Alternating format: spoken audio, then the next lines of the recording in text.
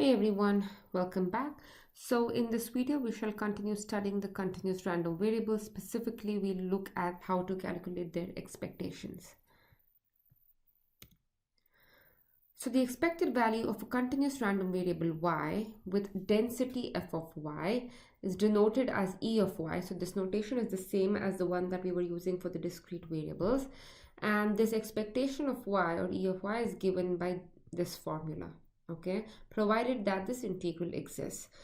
Just for comparison, if y were continuous, if y were discrete, right, we would write this expected value as summation over all of the values y takes, y times the probability mass function, right? So this is probability that y takes this particular value, right? And remember this y, instead of using the letter y, we can use any other variable, right? So we can write it as probability that, sum over all of its values denoted by t times probability that y is equal to t here, right? So in the continuous version, instead of summation, you have integral. So integral over all of the values it can take is going to take some values on the real line, right? So you can just write this integral over the entire real line. That's from minus infinity to infinity, t times its density, f of y at t, right? So again, you could use, instead of t, you can use any other letters, right?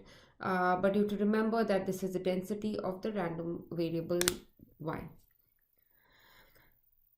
So a lot of the things that we'll study about continuous random variables will just be the continuous version of the same concepts, right? So the concepts hold the same. There are minor modifications that we have to make because y is a continuous random variable, right? So sums get replaced by integrals now. Of course, we're assuming that this integral exists. It's possible that the integral doesn't exist. In this course, you mostly assume that it exists. So recall this, right? So basically all I'm trying to say here is just because it's variable y doesn't mean you have to use the same letters here, right? You can use y's, or you can also replace it with t, but the main thing that connects this to the random variable y is this density, right? So this is the density of the variable y. So here is an example. Find expectation of x, where the density is given by this. Expectation of x is integral over, there's a typo here, it should be from minus infinity to infinity, x times the density. But however, the density is 0 everywhere except from 0 to 1, right? So instead of integrating over this, you integrate over this interval. So this is like integrating over all of the values x takes, and then you plugged in the density, and then you do the integral and you get 2 by 3.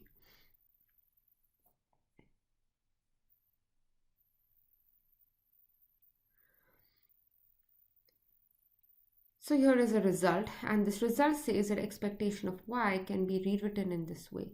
So this is integrate from 0 to infinity and probability that y is strictly greater than, or y is greater than a dA. So let's see if we can prove that, right? So the point of this proof is that you learn a couple of things, or you get deeper insight into these density functions, okay? So the result we may not use a whole lot. Maybe there'll be a couple of problems where we use it, but the main point is not necessarily just the result, right? The main point is to learn the concepts a bit better through this. So we'll start with the right hand side, right? This is the right hand side. Remember, probability that y is greater than a, right, can be written as not this as well, okay? So this entire thing, right, is probability y greater than a. So remember, probability that y belongs to any set, we integrate over that set, we integrate its density function over that set, right?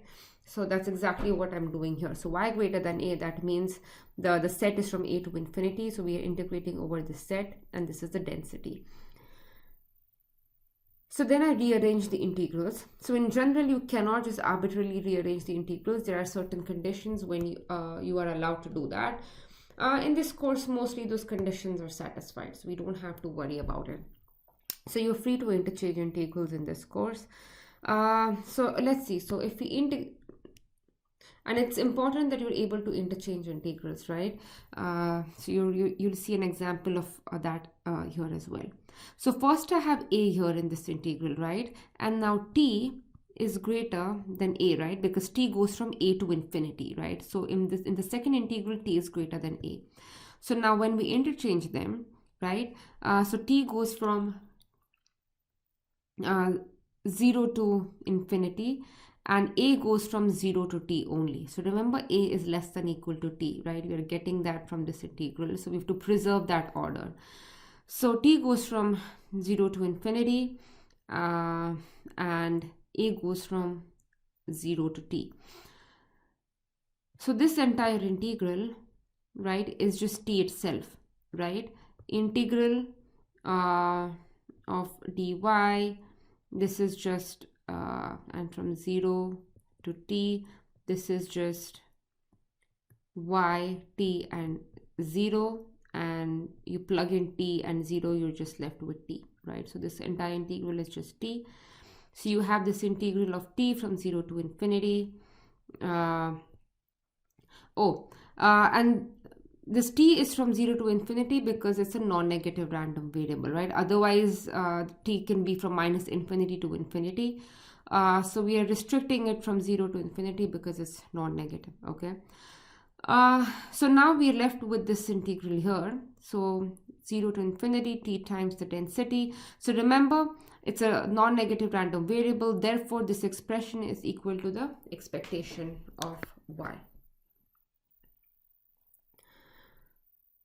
So make sure you understand every step of this. It's a fairly, I mean, there are a lot of important points that are being made in this proof, okay? So read it closely.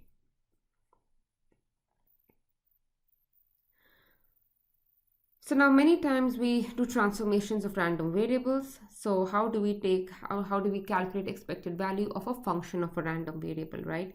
So y is a random variable, it has its density of y. How do we find expected value of g of xy, right? So we can, if I call g of xy as x is another random variable, right? And it has its own density.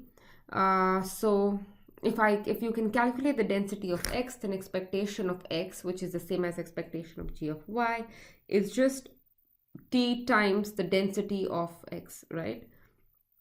Sorry, integral over t times the density of x. So this is just by definition, right? There's nothing new here. However, to do this, you need to find the density of x, okay? So instead, there is this theorem that makes our life easy. We have seen the discrete random variable version of this theorem, okay? So again, this is not new. You're familiar with this concept. So what does this theorem say? This says that g of y is a function of y, then the expected value can be written in this way. So here you have g of t, right? We have the transformation here, and we're using the density of y. In the previous case, right, x is g of y, x is a transformed variable, right? And I'm using its density, I'm using the density of x to calculate that.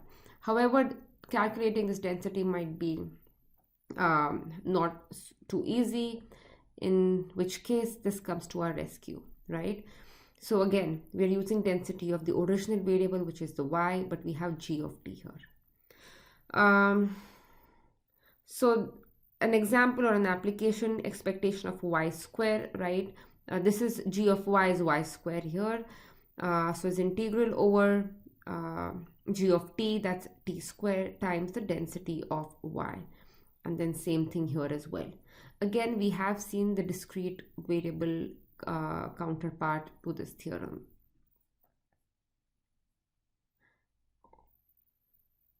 So here is an example. The PDF is given to you, and find expectation of e to the power x. So this is just going to be e to the power x. X goes from 0 to 1, and the density is just 1, right, times dx. That is e raised to x, 0 to 1. e raised to 1 minus e raised to 0, e minus 1, right?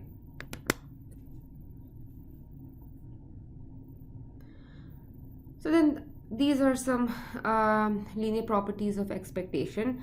So expectation of ax plus b can be written as a times expectation of x plus b.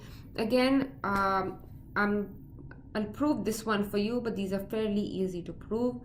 Expectation of ax plus b is just ax plus b. Remember, this is the transformation. This is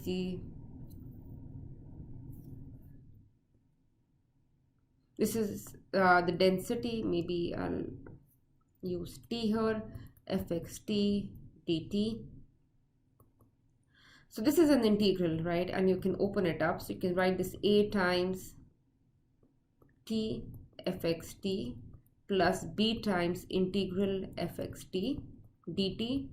I forgot to write dt here. Maybe I'll use a different color. There is a dt here, right?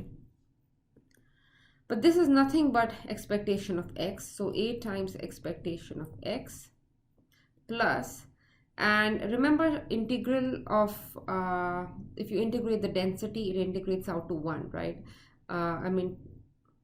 So this is just b.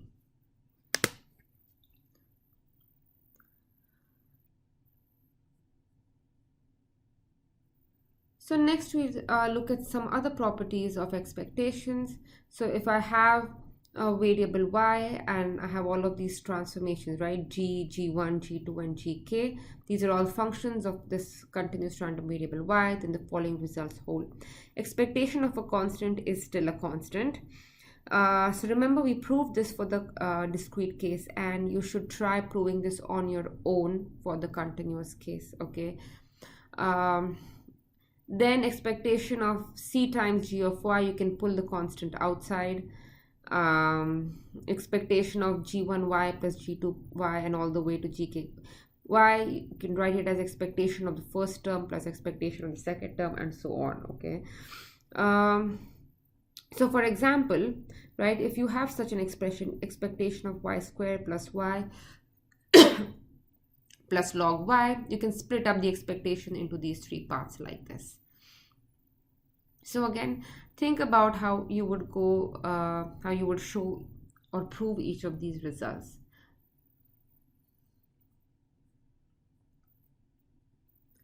So next we come to the variance. So y is a continuous random variable. Variance of y, again, it has the same notation, sigma squared, and the formula is the same again. So it's expectation of y minus the mean whole squared. Remember, to calculate expectations, we now use integrals instead of summations. However, the formula is very similar to the discrete case. Again, variance of y in continuous case as well can be split, has this alternative formulation. And this is the proof of why variance of y has this form. I believe we have seen this before, but it's just a review of this. So I think that's all for this video. I will see you in the next one. Bye.